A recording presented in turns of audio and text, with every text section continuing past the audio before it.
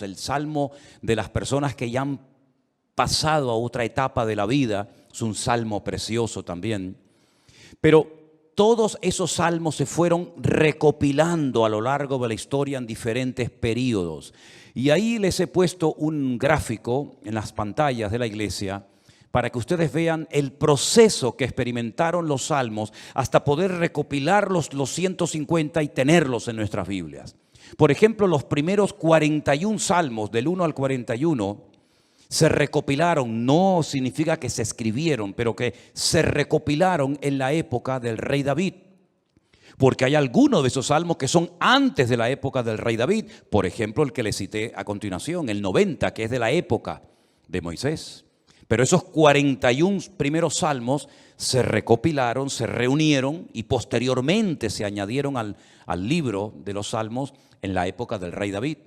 Otros salmos, por ejemplo, del 42 al 72 y del 73 al 89, se recopilaron en los tiempos de esos dos grandes reyes de Judá, los reyes del sur. Estos dos reyes fueron extraordinarios, Ezequías y Josías. Ezequías fue aquel rey que decidió meter el agua por debajo de Jerusalén para que si fuera sitiada, si los enemigos atacaban Jerusalén, no les cortaran el suministro de agua y se murieran de sed, esperando fuera los enemigos que Israel se rindiera. Todavía ese túnel subterráneo, esos túneles, mejor dicho, porque son varios, que llevan el agua por debajo de Jerusalén, todavía hoy en día se pueden visitar. Son los túneles que conectan la antigua ciudad de Jerusalén con el famoso estanque de Siloé. Y uno de ellos todavía recoge agua de lluvia y se puede pasar por él, incluso mojándose, el otro no.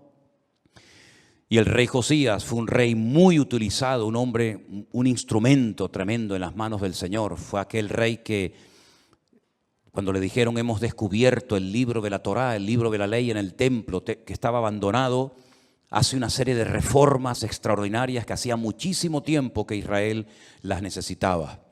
Luego tenemos, por ejemplo, del Salmo 90 al Salmo 106 y también del 107 al último, al 150, tenemos esos salmos que se recopilaron en el tiempo de Esdras, el sacerdote, y de Nehemías, aquel copero, ¿se acuerdan? Que vivían en el palacio del rey y que es el instrumento que Dios utiliza para la restauración física, la restauración de los muros y también del templo de Jerusalén. Y Esdras fue el instrumento para la restauración espiritual del pueblo.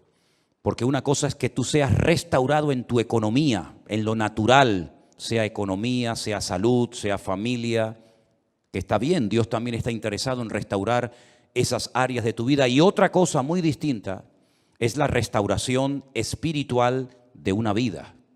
Tú puedes ser restaurado, digamos, en tu economía, pero no significa de que hayas sido restaurado en lo espiritual. Y si quieren ver un ejemplo claro de lo que estoy diciendo, vayan, por ejemplo, al famoso libro de Ezequiel, en el capítulo 37, cuando el Señor le dice a Ezequiel, ven que te voy a enseñar algo, y lo lleva al cementerio más antiguo del mundo, que está al este de Jerusalén, en el Monte de los Olivos, cementerio que tiene más de 3.000 años, que se puede visitar hoy en día, que se conoce, bueno, el nombre que le dan los judíos hoy en día es el Bet Hayim, que es la casa de los vivos, pero realmente era el valle de los huesos secos, porque es un valle lleno de huesos, un valle lleno de muertos. Y el Señor, estando él en Babilonia, le muestra ese valle, ese cementerio, y le dicen, ¿tú crees que estos huesos vivirán? ¿Tú crees que volverán a la vida estos huesos secos en gran manera, que en algunos casos hay años y años que están ahí enterrados? Y el profeta Ezequiel le dice al Señor, yo no sé, Señor, lo que va a pasar con estos huesos, con estos muertos. Y el Señor le dice, predícales, profetízales a los huesos. Y dice que mientras les predicaba, comenzaron a levantarse esos huesos y se formaron cuerpos humanos, seres humanos, con piel, con tendones, con miembros, con cuerpos. Pero dice que eran como muertos vivientes, les faltaba el espíritu. No se movían, estaban ahí quietos como zombies. Y el Señor les dice, les falta el espíritu, profetiza, habla para que el espíritu entre en ellos. Y al final del capítulo 37, el Señor le explica al profeta Ezequiel lo que significa esa visión y le dice: esta es la casa de Israel. Estos son los hijos de Israel que van a experimentar un resurgir como pueblo, como nación, una restauración nacional, que en los tiempos de Ezequiel era impensable, pero que nosotros sabemos que se ha producido en el siglo XX, en mayo de 1948, los huesos secos, esparcidos por todas las naciones de la tierra, se levantaron en un solo día como pueblo, y ahí están, con su himno, con su bandera, con su tierra, con su capital. Pero la restauración espiritual aún no se ha producido. Todavía falta la restauración más importante del pueblo de Israel, y es la restauración espiritual que se va a producir cuando ellos reconozcan a Yeshua HaMashiach como el verdadero Mesías, Mesías que traspasaron, Mesías que rechazaron, pero que verán algún día que era el verdadero Mesías. En los Salmos encontramos mucha información acerca de la restauración nacional y espiritual del pueblo de Israel. Encontramos que dicha restauración se llevaría a cabo a través de la obra de Cristo, del Hijo de Dios humanado y encarnado, que habitaría entre los seres humanos como un ser humano más. En los Salmos también encontramos al principio mucha información acerca del tipo de salmo que vamos a leer. Por ejemplo, hay salmos que en la parte de arriba pone Mictán. ¿Lo habéis visto alguna vez? Mictán. Y uno dice, ¿y eso qué significa? Mictán es una enseñanza profunda. Un salmo que ponga arriba como título Mictán es una enseñanza a tener en cuenta.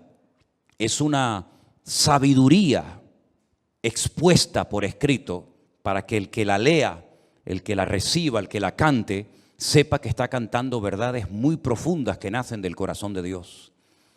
Hay salmos que, por ejemplo, pone Salmo de Segilot, y significa que es un salmo que se tenía que tocar con instrumentos de cuerda, porque no todos los salmos se tocaban con instrumentos de cuerda, había otros que eran de percusión y otros de viento.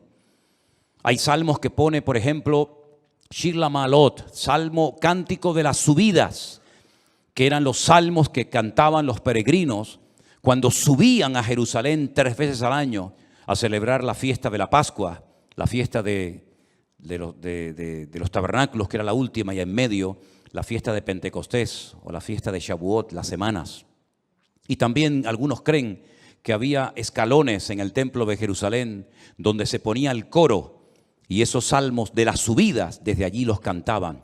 Pero en este salmo, si ustedes lo pudieran ver en hebreo, al principio pone Mitzmor, y la palabra Mitzmor significa que es un salmo que hay que cantarlo.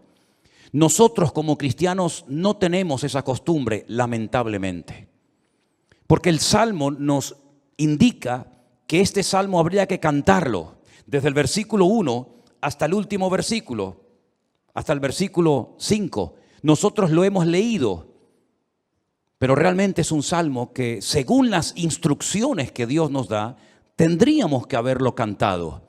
Y es la mejor manera de aprender capítulos enteros de memoria de la Biblia, poniéndole música.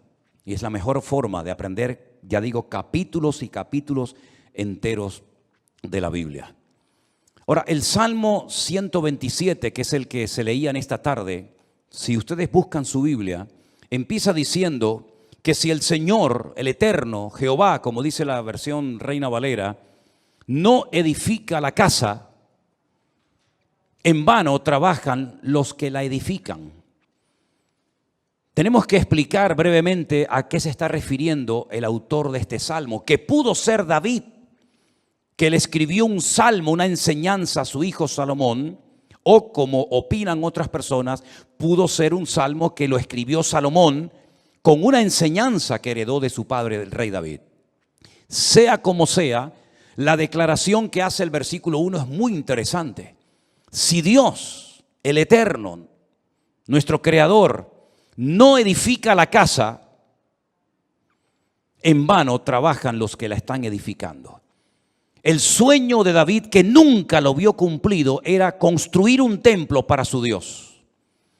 Dios nunca le dijo a David que lo hiciera, pero nació en el corazón de David el anhelo, el deseo de tener una casa, un templo, sobre todo para que el arca de la alianza que tenemos ahí en la entrada de la iglesia como una réplica, para que ustedes pudieran ver el tamaño original que tenía el Arca de la Alianza en aquellos tiempos, en vez de estar debajo de una lona, debajo de una tienda de campaña, pudiera estar en un templo bonito, grande, bien decorado, espacioso, etcétera, etcétera.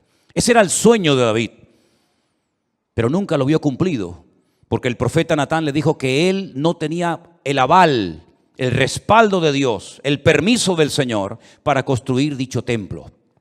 Ese templo solamente podía ser levantado en un lugar, no podía ser levantado en cualquier parte, sino encima de lo alto de un monte llamado el monte Moriah.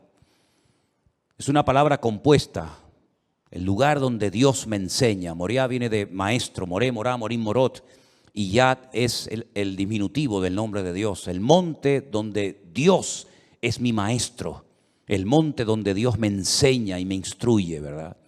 En ese monte vivía un señor llamado Arauna, que era un jebuseo, los antiguos habitantes de Jerusalén. Y allí sube el rey David, y entonces dice la Biblia que allí ofrece un sacrificio, cuando había muerte por todas partes, por un pecado que, como bien saben ustedes, el rey David había cometido. Allí él presenta un sacrificio en el mismo monte y en el mismo lugar donde tiempo atrás el famoso patriarca Abraham, el amigo de Dios, había subido con su hijo Isaac para sacrificarlo sobre un altar, pero el Señor lo detuvo y le dijo: no lo hagas. Todavía ese altar, esa roca enorme que es tan grande como esta plataforma o más, todavía está allí.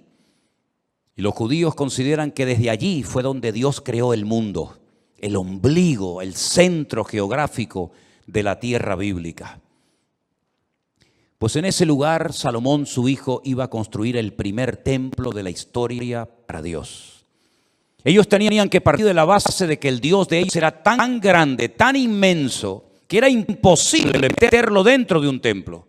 Era totalmente imposible meter a Dios, limitar a Dios dentro de un cubículo, dentro de un edificio, porque ya el Señor le había dicho a David que el cielo es su trono y la tierra es el estrado de sus pies. ¿Qué templo me van a hacer ustedes para mí?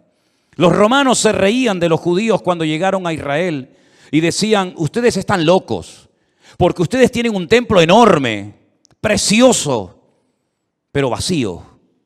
¿Dónde están vuestros dioses? ¿Dónde están vuestras divinidades? Los griegos, los romanos y todas las culturas habidas y por haber levantaban templos, pero luego los llenaban de ídolos. Apolos, Afrodita, ¿verdad? Cibeles, Ares y tantos dioses. Pero los judíos nunca pusieron una figura de Dios, porque al Señor tu Dios adorarás y a Él solo servirás. Y en los famosos 10 mandamientos, el Señor prohibía la fabricación de imágenes de talla. Por lo tanto, era un templo vacío, pero en lo más recóndito, en lo más oculto del templo, estaba un lugar que nosotros lo llamamos el lugar santísimo, donde estaba el Arca de la Alianza. Y Salomón iba a poder construir ese templo con la ayuda de miles y miles de personas. Y podía estar tranquilo de que nadie le iba a atacar, porque su padre había estado durante años sometiendo a todas las naciones vecinas para que su hijo en tiempos de paz y de prosperidad pudiera construir el templo de Jerusalén. Lo tenía todo. El padre le dio los planos. El padre le escribió 77 letras de canciones que las tenemos en la Biblia, los famosos salmos de David, para que pudieran cantar. Inventó instrumentos musicales, le dio oro, piedras preciosas, madera, plata, bronce, lo tenía absolutamente todo. Y además Salomón hizo un pacto con el faraón, que eran expertos en aquella época en la fabricación de megaestructuras, porque los judíos nunca habían hecho un edificio tan grande, y mucho menos para Dios. Cómo levantar aquellas piedras, subirlas a aquel monte, colocarlas una encima de la otra. Aquellas columnas, más de 70 columnas exactamente, de una pieza. Cómo iban a levantarlas, ponerlas a nivel para que aquella casa no se cayera. El templo no tenía arcos, como lo inventaron los romanos. Por eso los arcos le han permitido a las fabricaciones y a la arquitectura romana permanecer hasta el día de hoy. Pero eran columnas y era muy difícil poner aquello en pie. Hay, por ejemplo, en la ciudad de Jerusalén, en un lugar donde yo he llevado a algunos hermanos alguna vez, una columna entera que es como de aquí al fondo de la pared, que se quebró y allí la dejaron, y han pasado 2000 años y todavía aquella columna sigue allí. Él hizo un pacto con el faraón, se casó con su hija, hizo un pacto de no agresión. De hecho, su hija se murió en Jerusalén, y hay en el torrente de Cedrón hay una pirámide pequeñita, recordando que allí está enterrada una mujer de origen egipcio, porque ella murió en Jerusalén. Y el faraón le ayudó a construir aquel hermoso templo. Pero Salomón sabía perfectamente que él podía tener el oro, la plata, los albañiles, los carpinteros, los canteros, absolutamente todo. Incluso había naciones que todos los años le traían, curiosamente, 666 talentos de oro. Multiplique 666 por 45, era una barbaridad de kilos de oro para ayudarle. Venían personas de todos los continentes de la tierra, unos le traían marfil, otros le traían diamantes, otros le traían de todo. Pero él sabía que aunque lo tenía humanamente hablando todo, sin el respaldo, sin la ayuda del Señor, aquel templo nunca se iba a poder levantar. Y aquí hay una primera lección que tenemos que interiorizar nosotros como cristianos en el día de hoy. Nosotros nos podemos esforzar mucho, y de hecho el esfuerzo forma parte de la vida cristiana. Esfuérzate y sé valiente, le decía el Señor a Josué, ¿verdad? Josué capítulo 1. Esfuérzate y pelea, le decía el apóstol Pablo a Timoteo. Pero por mucho que nos esforcemos, por mucho que trabajemos, por mucho que madruguemos o por mucho que trasnochemos, sin el respaldo, sin el favor de Dios, todo lo que hagamos no sirve absolutamente para nada. ¿Cuántos dicen amén? Algunos creen que por trabajar más van a ganar más, y se equivocan, porque la Biblia no enseña que para ganar más hay que trabajar más. Si usted quiere ganar más, no haga eso, porque lo está haciendo al revés. Si usted quiere ganar más, yo después le digo lo que tiene que hacer, pero no trabajes más para ganar más, porque vas a ganar menos y te vas a terminar agotando. Porque la Biblia dice en el Salmo que hemos leído que si el Señor no edifica la casa, en vano, y esa palabra en vano, esa expresión en hebreo, en vano, significa para que no llegues al agotamiento físico y mental. ¿Qué les parece? Para que no llegues a un momento que digas, ya no aguanto más, estoy reventado, estoy cansado. Llego el fin de semana, quiero descansar, y el lunes voy igual de cansado, peor. Y vas acumulando cansancio, y durante la noche no duermes. Cuando dice el Salmo 27 que una de las bendiciones de Dios es poder dormir tranquilamente por la noche. Dice que a sus amados el Señor les dará el sueño. Y hay muchas personas que darían cualquier cosa con tal de poder dormir en paz, como nosotros, los hijos de Dios, que hemos aprendido a depender y a descansar en el Señor, podemos dormir en paz. ¿Cuántos dicen amén?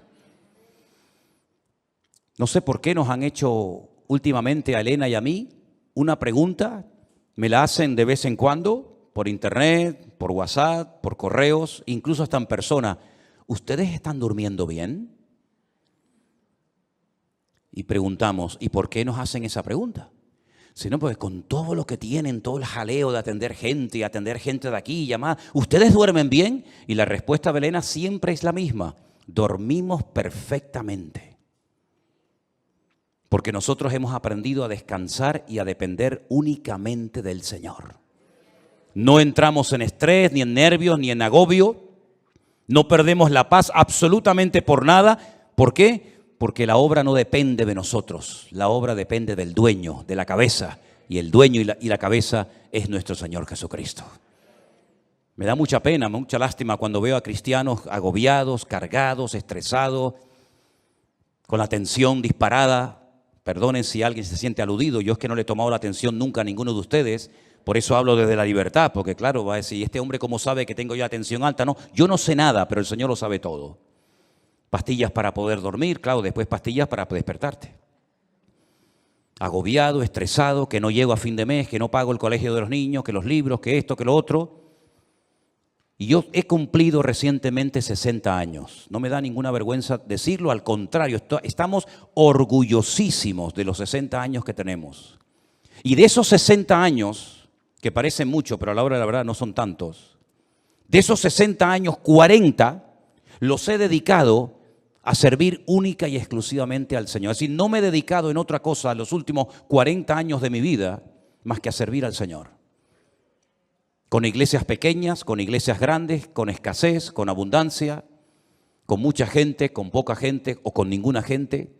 Y en estos últimos 40 años, si algo hemos aprendido, sobre todo en este último año, es que Dios es galardonador de los que le buscan.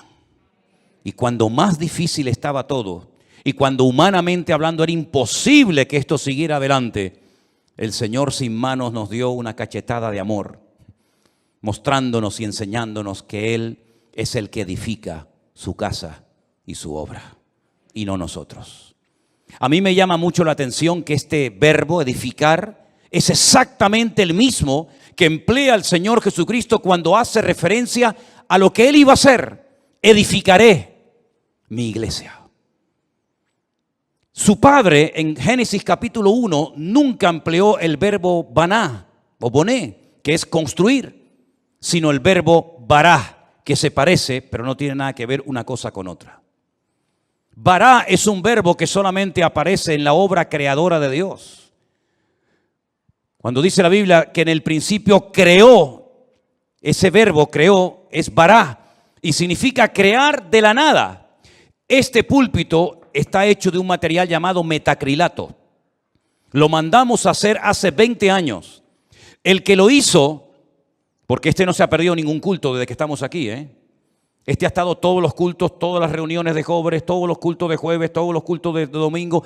Este que está aquí, o esto que está aquí, ha estado siempre aquí. Pero el que lo hizo, no lo creó, lo hizo utilizando una materia prima, metacrilato. Y el púlpito que tenemos en la iglesia del Puerto de la Cruz es de madera. Y alguien lo hizo, no lo creó, utilizando la materia prima de la madera. Pero el verbo bará en Génesis capítulo 1 es crear de la nada. ¿Y cómo Dios creó sin utilizar materia prima? Sin utilizar tierra, sin utilizar piedra, sin utilizar madera, con el poder de su palabra. Dijo Dios, sea la luz, y fue la luz. Y dijo Dios, y todo lo que Dios decía se materializaba por el poder de su palabra. Pero curiosamente el Hijo, cuando viene a este mundo hace 2000 años, Él no dijo, crearé mi iglesia de la nada. No dijo eso, sino dijo, edificaré. Y si juntamos, y tenéis memoria para recordar esto, el Salmo 127 dice Salomón, si Dios no edifica esta casa, en vano estamos trabajando nosotros aquí. Estamos perdiendo el tiempo, nos estamos desgastando, vamos a llegar a la extenuación, al agotamiento, si Dios no respalda esta obra. Porque Él sabía que esa obra no dependía de sus obreros, de su sabiduría, que era mucha y la tenía, de su dinero, que era mucho y lo tenía.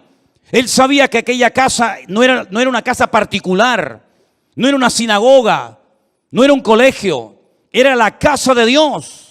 Y la casa de Dios solamente se podía utilizar esa palabra, esa expresión para hacer referencia al templo. Yo sé que hay gente que dice, hermanos, bienvenidos a la casa de Dios. Está mal dicho eso. Porque esto no es la casa de Dios. Esto es un local donde se reúne la iglesia, pero esto no es la casa de Dios. Dios no vive aquí. Si esto fuera la casa de Dios, yo no me voy de aquí ni a palos. ¿Cómo me voy a ir de aquí si mi Dios vive aquí? ¿A dónde me voy a ir? Nos tendríamos que venir a vivir aquí. Pero esta no es la casa de Dios. Pero en aquellos tiempos, cuando Salomón dice, si Jehová no edificare la casa, ¿a qué casa se refería? A la casa de Dios. Él sabía que esa casa no iba a poderse terminar si no tenía el respaldo de Dios. Por eso el Señor Jesucristo pudo decir, yo edificaré mi iglesia. Porque Él dijo, todo lo que hago y todo lo que digo, lo hago porque mi Padre me da autorización y me apoya para hacer y decir lo que hago. Por eso la iglesia ha permanecido en estos últimos 2000 años con persecuciones, con todo tipo de regímenes políticos, con falsas doctrinas, con divisiones, etcétera, etcétera. ¿Por qué? Porque el que la está fabricando no es el hombre, el que la está construyendo es el Señor Jesucristo. Y nosotros somos piedras vivas en ese edificio, pero la piedra angular, la que soporta todo el peso, es nuestro Señor Jesucristo. La piedra que desecharon los edificadores ha venido a ser la cabeza del ángulo. Bendito sea Dios. Piná, Rosh Piná. Eso es, Rosh Piná. Hay un pueblo en Israel muy bonito que se llama Rosh Piná, que significa la cabeza del ángulo. Pero este salmo, ¿sabes? Te da una calma, te da una paz impresionante, porque no tienes que estar dependiendo de tu esfuerzo personal, sino del respaldo de Dios. Y yo le hacía esta mañana a los hermanos del Puerto de la Cruz 2 preguntas que se las voy a hacer ahora a ustedes. ¿Dios está respaldando lo que estás haciendo? Piensa bien, ¿eh? Todos no vamos a ser pastores, todos no van a ser predicadores, evidentemente. Pero todos y cada uno de ustedes, de nosotros, nos dedicaremos en la vida a algo. Pero mi pregunta es, ¿a eso a lo que hoy por hoy te estás dedicando, tú notas en tu vida el favor de Dios, el respaldo de Dios? Si la respuesta es sí, yo siento que en mi profesión, en mi carrera, en mis estudios, en mi trabajo, yo siento y noto que el respaldo, que la bendición de Dios está conmigo. Gloria a Dios, no sabes cuánto me alegro, hermano. Pero si la respuesta es no, entonces ¿por qué lo estás haciendo? Si sabes que Dios no te ha mandado a hacer lo que estás haciendo, ¿cómo te atreves a hacerlo? Porque la segunda pregunta que les iba a hacer es, ¿por qué estás haciendo lo que estás haciendo? ¿Para ganar un sueldo? Es decir, ¿tú sabes que no estás haciendo lo que Dios quiere? Esa no es la voluntad perfecta de Dios para tu vida, pero igualmente lo haces porque a final de mes un señor te pone un sobre con un dinero para poder cubrir tus necesidades. Así es como tú te has montado tu vida cristiana. ¿Te ves haciendo lo que estás haciendo tus próximos 10 años, 20 años de tu vida? ¿Ese es el futuro de tu vida? ¿Dedicarte a lo que estás haciendo? Si es la voluntad de Dios, gloria a Dios, siga adelante. Pero como la vida es tan corta y cuando te des cuenta pasó, ¿cómo hay creyentes que se han dedicado toda la vida a hacer lo que saben que no era la voluntad de Dios perfecta para ellos, pero al fin y al cabo lo hacían para al final de mes recibir un sobrecito con un hueso que te daba un señor que le sobraba de todo, que a veces no te pagaba lo que tú merecías por haber trabajado tanto, pero dependías de él hasta para poder poner un poco de gasolina a tu coche o comprar una compra, hacer una compra en un supermercado? Para eso murió el Hijo de Dios en una cruz, para que viviéramos como la gente del mundo sin marcar una diferencia y sin demostrarle al mundo que Dios nos enseñó a nosotros en su palabra un estilo de vida diferente. Yo te voy a confesar algo que probablemente es la primera vez en mi vida que voy a decir en público. Yo no sé si en algún momento, en alguna iglesia, en alguna predicación, desde los 19 años que estoy sirviendo al Señor, yo he dicho alguna vez esto que voy a decir ahora. Esto sería como dicen en televisión, esto es una primicia. ¿Tú sabes cuál era la preocupación, la gran pregunta que yo tenía en el tercer año de escuela bíblica, de seminario, cuando yo estaba a punto de salir? ¿Sabes cuál era mi pregunta? ¿De qué voy a vivir? Porque yo no quería volver a la casa de mis padres. Porque yo le había dicho a mi padre que el Señor me había llamado. Y cuando él me preguntaba ¿de qué vas a vivir? No había iglesias por ninguna parte. Hoy en día hay iglesias por todas partes. Pero en aquellos años, hace 40 años, no había iglesias prácticamente por ninguna parte. Eran contadas con los dedos de una mano las iglesias que, por ejemplo, había en Tenerife. Muchas de las iglesias que ustedes conocen o han visitado, o a lo mejor han estado, no existían. Las iglesias eran de 10, 15 personas, había muy poca gente, un culto de jóvenes con 5, 6 jóvenes, era un avivamiento. No había prácticamente nada y la pregunta que yo tenía en aquellos años era, ¿de qué voy a vivir? Porque no quiero volver otra vez a vivir en la casa de mis padres, porque sería entonces darle la razón al viejo de que me equivoqué y al fin y al cabo tengo que volver a vivir con ellos hasta para poder comprarme un par de zapatos. Pero casi la última semana de estudiar en aquella escuela bíblica en Las Palmas, en un piso allí cerca de las playas de las canteras, llegó un misionero, como eso ya les he contado en otras ocasiones, y me pidió que viniera aquí a Tenerife a echarle una mano en la obra. Y desde ese día, 31 Bueno, el 31 de mayo me gradué. Mayo tiene, enero, febrero, marzo, abril, mayo. Desde el 1 de junio de 1981. ¿Qué día es hoy? ¿Cuál? 31 de octubre, fíjate. Desde el 1 de junio de 1981 hasta el 31 de octubre del 2021, yo no he hecho otra cosa en mi vida más que servir al Señor. Me pude casar, pudimos viajar, hemos fundado iglesias en algunos lugares y estamos disfrutando de la obra del Señor como nunca jamás en la vida habíamos soñado. Sabemos lo que es estar sentado en una cama con una libreta, con una calculadora, sacando los gastos del mes y diciendo, no llegamos, no llegamos, no llegamos. Pero también sabemos lo que es, el Señor es mi pastor y nada me faltará. Hemos aprendido a vivir en escasez como no te imaginas. Y hemos aprendido a vivir en abundancia, hemos aprendido a dormir en cualquier lugar, porque el Señor nos ha mostrado de que cuando una persona es capaz de hacer un mínimo gesto por el Señor respalda y bendice la vida de esa persona. Y tengo un temor tremendo en mi corazón por toda la manera como el Señor nos está bendiciendo y abriendo puertas en todas partes. Porque sabemos perfectamente que no es por nuestros méritos, no es por nuestros méritos. Quiero decirles que cuando muchos de ustedes vinieron a esta iglesia, nosotros ya hacía años que estábamos aquí. Hacía años que estábamos en este lugar. Y el Señor ha ido edificando poco a poco su obra.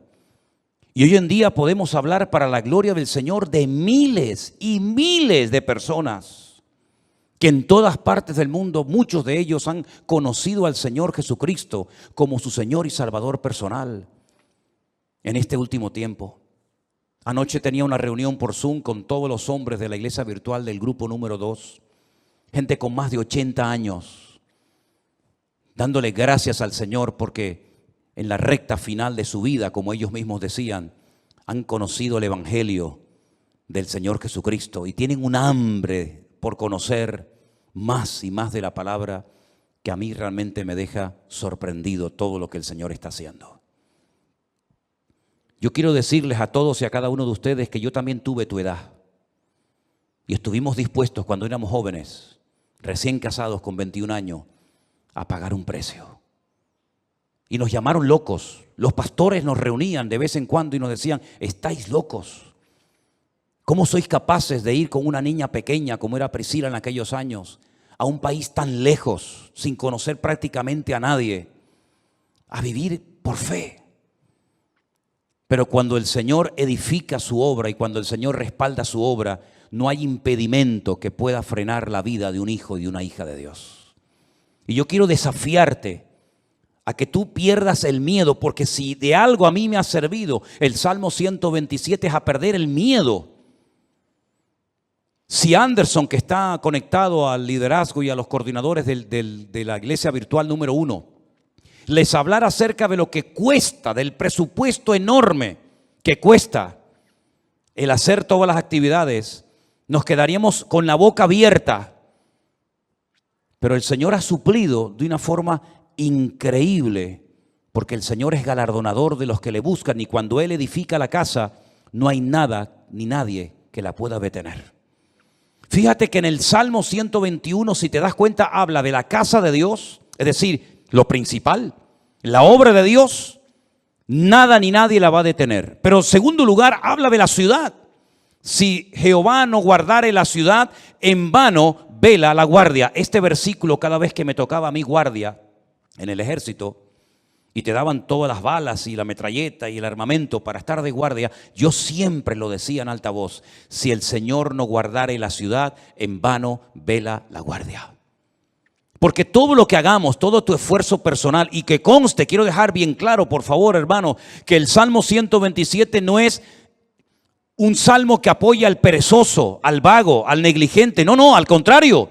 El esfuerzo forma parte de una vida cristiana normal. Pero todo nuestro esfuerzo, nuestro sudor, nuestro trabajo no sirve de nada si el Señor no respalda lo que estamos haciendo para Él. Absolutamente de nada. Luego es un golpe al ego del hombre. Porque la gloria no me la llevo yo. Yo he sido el que he edificado, como decía Salomón, Nabucodonosor, ¿se acuerdan? Yo fui el que levanté la gran Babilonia. Y al final tuvo 7 años viviendo en un monte como un animal para que el Señor pudiera arrancar de su corazón la arrogancia y el orgullo. Porque una persona arrogante, acomplejada u orgullosa no es digna de estar sirviendo al Señor. Una persona con orgullo, una persona que se le sube a la cabeza lo que tiene, lo que es o lo que hace, es una persona que no está capacitada para estar al frente de una obra. Por eso a mí me da alegría ver al hombre más sabio de la tierra, a uno de los hombres más ricos del mundo, como era Salomón, que cuando la reina de Saba vino y lo visitó, le dijo: lo que me contaron no es ni el 1% de lo que ven mis ojos. Que él reconozca que el éxito de aquella obra no estaba en él, sino estaba en su Dios.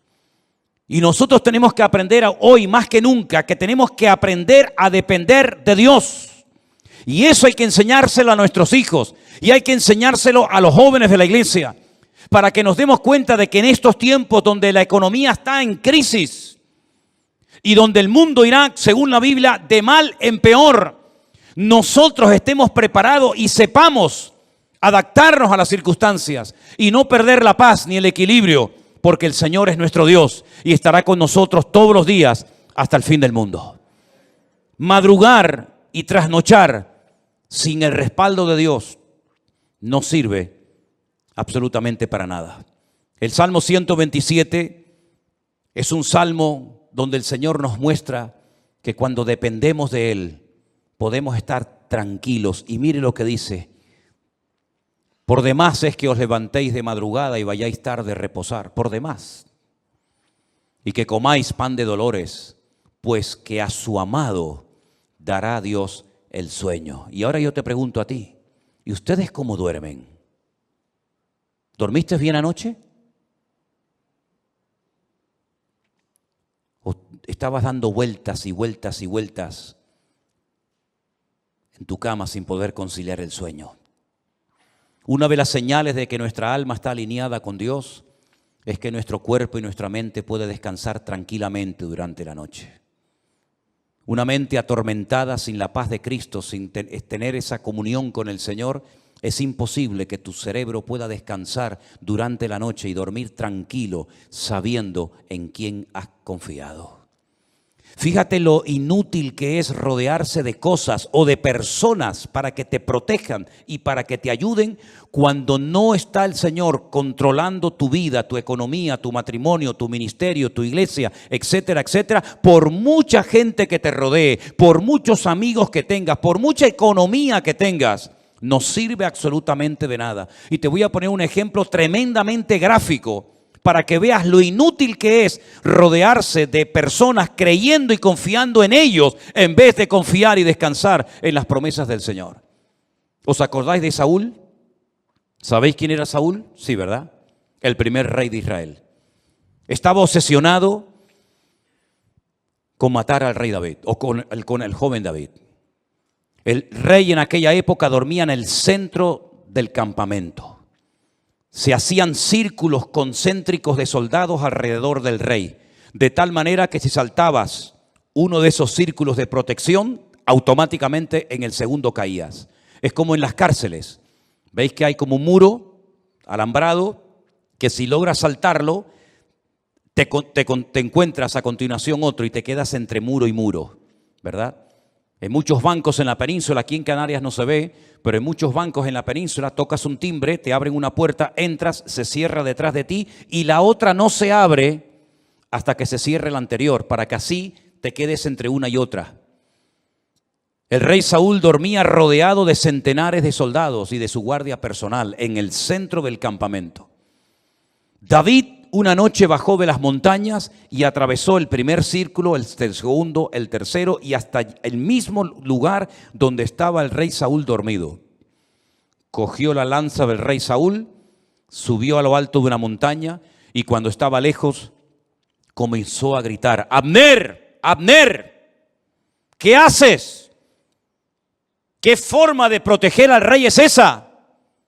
Mira lo que tengo en la mano. He llegado hasta la misma presencia del rey Saúl, al que supuestamente tú tienes que estar cuidando. Te has quedado dormido. No has cumplido con tu deber. Y ahí hay un ejemplo gráfico de cómo un rey rodeado de cientos de soldados que se quedan dormidos. Ahora puedes entender lo que dice el Salmo 127. Si el Señor no vela y cuida y protege a la ciudad, en vano vela la guardia. Todos se van a quedar dormidos espiritualmente hablando en estos últimos tiempos. Los políticos se van a quedar dormidos y no van a saber discernir el mundo espiritual. Los bancos se van a quedar dormidos y van a ser esclavos del próximo sistema mundial de economía. Los religiosos se han quedado dormidos hace siglos y son incapaces de discernir los tiempos y las ocasiones. Y la iglesia no puede entrar en ese juego. Por eso dice el apóstol Pablo: es tiempo de despertarnos del sueño. Despiértate tú que duermes y te alumbrará Cristo. Hay un sueño, ¿verdad?, profundo que experimentó Adán. Pero fue un sueño que Dios produjo para que no le estorbara en la obra que el Señor estaba haciendo. Pero hay otro sueño de tipo espiritual que te adormece el alma, que atonta tu espíritu, que ciega tu entendimiento y que cauteriza tu conciencia y que te impide reconocer que a veces lo que estás haciendo no es la voluntad de Dios. Es un juguete, un entretenimiento del sistema faraónico del mundo que te da todo a cambio de nada. Y al final de tu vida no has hecho nada y te has creído que Dios estaba respaldando tu obra, tu ministerio, tu imperio, tu reino, pero has tirado por la borda tu vida y te has bajado a lo profundo del barco mientras había una tormenta arriba. Tú te has quedado dormido y en vez de actuar marcando una diferencia, dejaste que el mundo te marcara y te manipulara a ti. Por eso, mis queridos hermanos, el Salmo 127 es de sacudir nuestras conciencias y despertarnos ante la realidad. ¿Qué estoy haciendo con mi vida? ¿Qué estoy haciendo con mis recursos? ¿Qué estoy haciendo con mi tiempo? ¿Qué estoy haciendo con mi juventud? ¿Qué estoy haciendo con los dones y talentos que Dios me dio? ¿Qué estoy haciendo en definitiva? Porque si lo que estoy haciendo no tiene el respaldo de Dios, ¿para qué lo sigues haciendo? ¿Es que acaso el Señor no dice en su palabra: el justo por la fe vivirá? ¿O es que eso solamente eran unas palabras bonitas que Martín Lutero en esta época del año, hace muchos siglos atrás, sacudió su conciencia, le hizo reconocer y recapacitar que el sistema religioso en el que estaba envuelto estaba envenenado y corrompido? Son unas palabras bonitas de un profeta del Antiguo Testamento que sí, quedaron muy bien, pero que hoy en día no tienen ningún efecto. Eso funciona, es realmente así, eso es real. ¿Funcionan las promesas de Dios? Te pregunto, hermano. ¿Funcionan sí o no las promesas de Dios en tu vida? ¿Te fías de Dios? ¿Crees que Él te puede sanar, que te puede prosperar, que te puede bendecir? Pues te voy a dar algunas pinceladas para que empieces a entrar en una dimensión diferente en cuanto a tu relación con Dios. Primero, hay ciertas y determinadas cosas que hay que pelearlas y lucharlas en el campo de batalla. Goliat no se iba a ir por el hecho de que estaba frente a él el ejército de Israel. Al contrario, el ejército de Israel le atraía, porque la luz atrae a los mosquitos. Ellos no tuvieron que ir a buscar a Goliat. Goliat los encontró a ellos. Y aunque Goliat estaba en aquel lugar y se sabía que iba a ser derrotado porque allí estaba el hombre de Dios, David. Para Goliat era un atractivo estar en aquel lugar, como es un atractivo para muchos el conquistar a tus hijos, o romper tu matrimonio, o derrotar tu ministerio. ¿Por qué? Porque tú tienes luz, tú proyectas luz. Hay una gracia de Dios, hay algo de Dios en tu vida. que al enemigo lo atrae. No tienes que buscarlo, él te va a encontrar. La luz atrae a los mosquitos. Si no, vete al campo y enciende una luz para que veas cómo enseguida vienen los bichos. Y si nosotros verdaderamente somos luz, vamos a atraer a ciertas y determinadas cosas. Y por eso la Biblia dice que hay que pelear. ¿Pero pelear qué? La buena batalla. Porque hay batallas que no las pelees porque vas a morir. Como Jonatán se fue a pelear una batalla que no tenía que haber ido nunca y murió. Pero Pablo dice, yo he peleado la buena batalla. ¿Estás peleando la buena o la mala batalla? Porque la buena te dará la corona de vida, la recompensa del Eterno. Pero la mala te quitará la vida, tu familia, tu esposa, tus hijos, y perderás el galardón de Dios. Hay bendiciones que vienen por pelearlas. La tierra está delante de vosotros, pero ahí están los filisteos, los amorreos, los cananeos, los jebuseos, los amonitas, los moabitas. Ir y pelear contra ellos. Y tuvieron que pelear y jugarse la vida y derramar sangre y tener heridas y cicatrices en el cuerpo para conquistar la tierra. Porque hay ciertas y determinadas bendiciones, claro, tú tienes que saber cuáles, que tienes que conseguirlas peleando la buena batalla en el nombre del Señor. Pero hay otros milagros que no vienen por pelear, sino simplemente por decir gracias por esta situación que estoy atravesando en mi vida. Cuidado, no solamente es una palabra mágica, gracias y ya viene el milagro, no. Es una actitud, es una edificación interior de tu alma producida por la obra del Espíritu Santo en ti. Y cuando tu corazón no tiene quejas ni dudas, porque puedes decir yo sé en quién he creído, eres capaz de llegar a un cementerio en un ambiente de derrota y de pesimismo, cuando incluso los familiares del difunto te echan en cara, si hubieras estado aquí mi hermano no estaría muerto, como diciendo tú eres el culpable, si tú hubieras estado aquí mi hermano estaría vivo. Y cuando te ponen todo tipo de impedimentos y de trabas diciendo no, deja las cosas como están, porque si movemos la piedra va a salir un olor terrible, hace 4 días que ese hombre está ahí enterrado y esto va a ser terrible. Cuando tú tienes un corazón moldeado por la mano del eterno Dios, tú eres capaz de ante la muerte decir, Padre, yo te doy gracias porque sé que tú siempre me oyes. Y se produjo un milagro sin ayuno, sin oración, sin reprender demonios, sin gritos, sin show ni espectáculos, sino simplemente con una expresión de gratitud y de dependencia del Padre. Yo sé que tú siempre me oyes. Lázaro, sal fuera. Y se produjo un milagro tremendo, uno de los milagros más espectaculares de Cristo, simplemente por expresar gratitud en medio de la muerte y del dolor. Y el segundo gran milagro de Cristo, un milagro que consistió en multiplicar cosas. En este caso no fue transformar elementos como agua o vino, sino crear cosas, multiplicar panes y peces de una forma incontable, en pleno desierto, donde no había recursos materiales para poder cubrir la necesidad de tantas miles y miles de personas. Cuando sus propios discípulos, y tendrás esta experiencia en tu vida, te lo aseguro, hermanos que te llegarán y te van a decir, pero con ese sueldo ¿a dónde vas? Y con ese cochecito ¿qué haces? Y con esa motito ¿qué haces? Y tus propios hermanos te tratarán de limitarte lo que tienes, como diciendo, pero lo que tienes no vale para nada. Cuando incluso uno se le acercó al Señor y le dijo, ni 300 denarios que tuviéramos, que no los tenemos por cierto, pero si los tuviéramos, tampoco servirían para dar de comer a estas multitudes. El Señor toma lo poco y le enseña a los discípulos que en el peor momento de sus vidas, cuando acaban de recibir la orden, el desafío de darles vosotros de comer, aprendan a atender a la gente. Pero si no tenemos ni para nosotros. Sí, pero es que hay un principio. Cuando te descentralizas de ti mismo y te centras en Dios y en los demás, el aceite nunca faltará. Nunca faltará. Así que dadles vosotros de comer y yo os voy a enseñar cómo se les da a la gente hambrienta de comer. ¿Qué hay por ahí? Unos cuantos panes y peces, los cogió, los bendijo y dio gracias.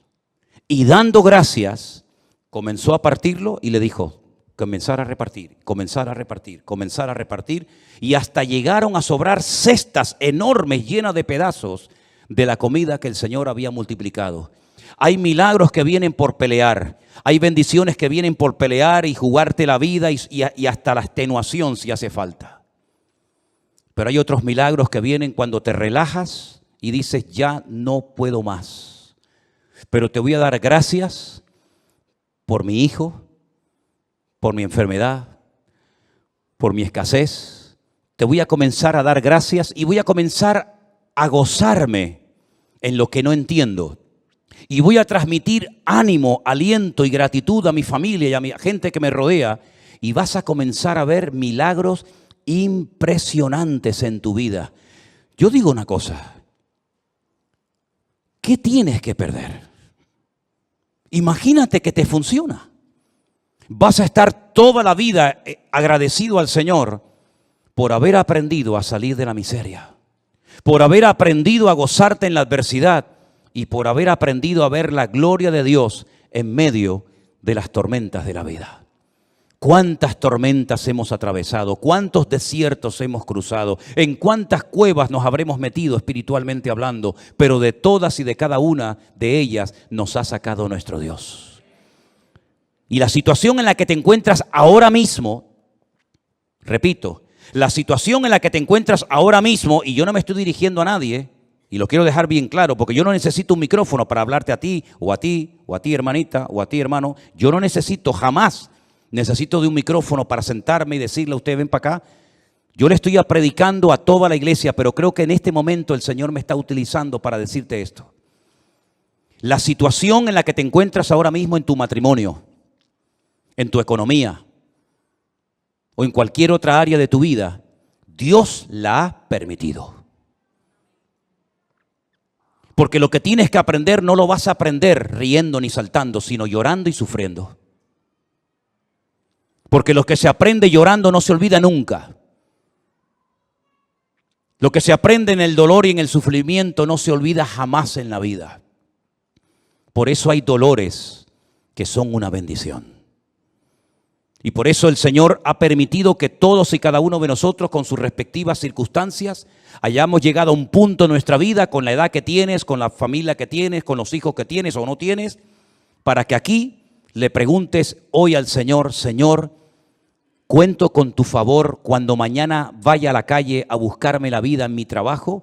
Si eso es lo que Dios tiene planeado para ti, adelante, hermano, sal como un león, no como una gallina. Sal como un león, contento, triunfante.